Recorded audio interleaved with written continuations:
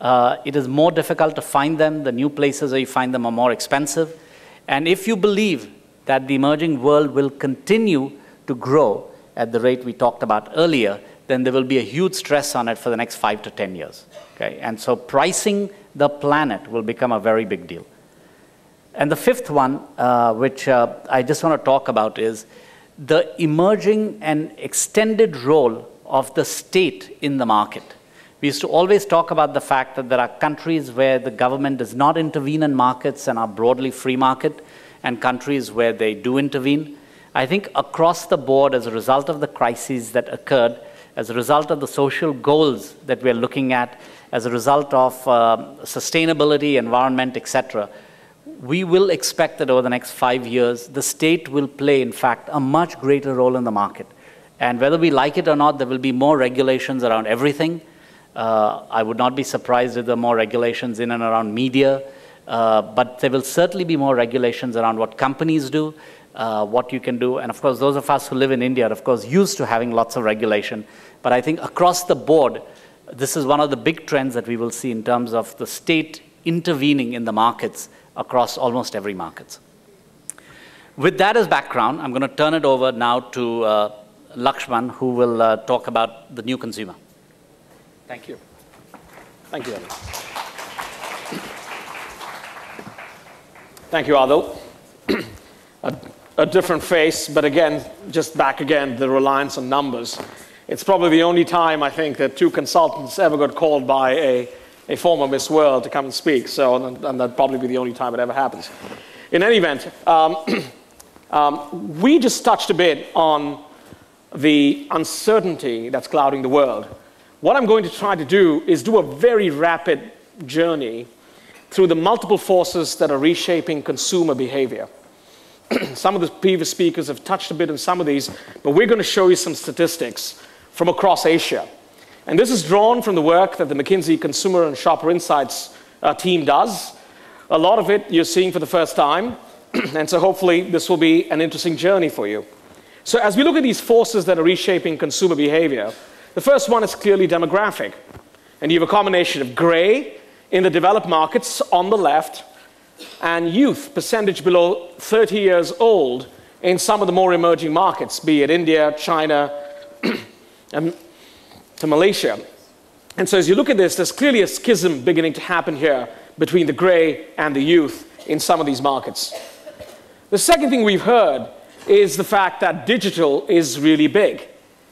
Over the last 3+ years or so, China has added about the same number of users of the internet as exist entirely in the US.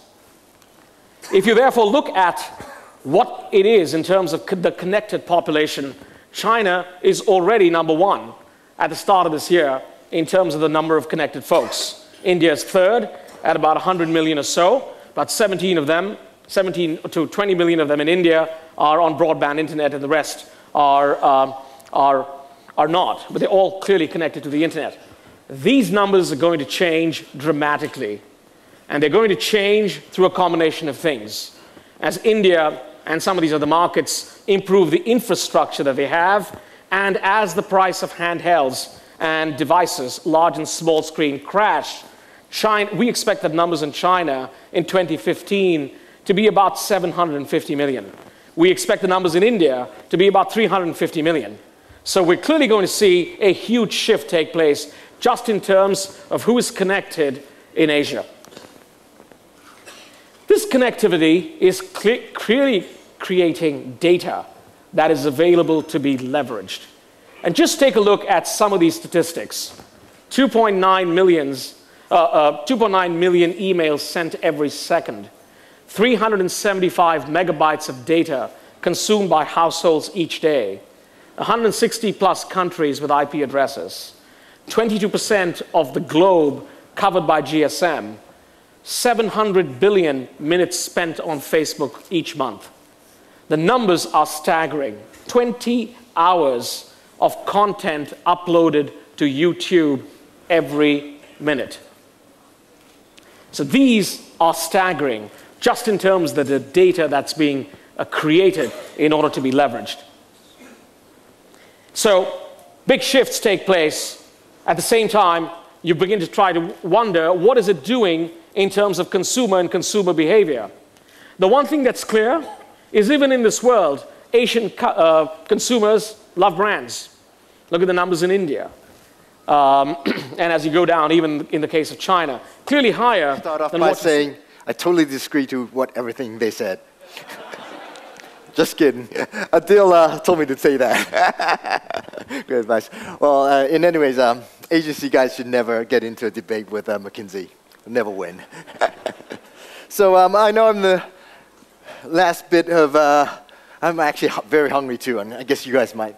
I'll be very brief. I promise I'll get you out of here in 5 minutes. So, I actually totally agree with what they say, and actually I'm very relieved, but also very frightened by what they're saying. Relieved because it's also very much in alignment with what we're seeing about consumers, but also very frightened because as an agency guy, it really challenges us to really evolve and really kind of drastically change the concept of what we call marketing communications. So, okay, great, we got this working. So we at Dentsu have had I think the industry in the pre-network era, before internet came into place, had this kind of linear model of communications. Some were cab models. Here I've just raised the IDMA model. I think it was initiated in the 1960s. Attention, interest, leading into desire, memory, and action. But then the network came, the internet came about, and we got search and share.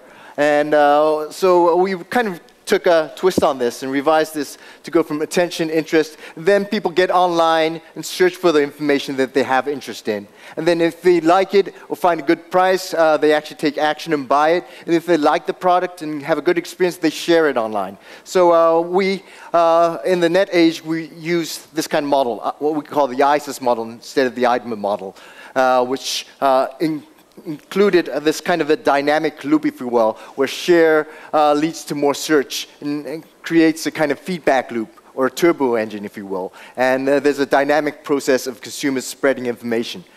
But in the age of engagement, this really wasn't enough. If you look at it, this ISIS model was still in basics a funnel model. And the funnel model has to change, as was mentioned. And what really needs to happen is we really need to look at models where it's a reverse funnel model or a bell model, where a small segment of consumers starts the action and kind of spreads, where the consumer is actually the media. And engagement really drives the communication process. So what we did, and we looked at this and we kind of worked to kind of flip things around from where we looked at past models as having a very passive model of the consumer.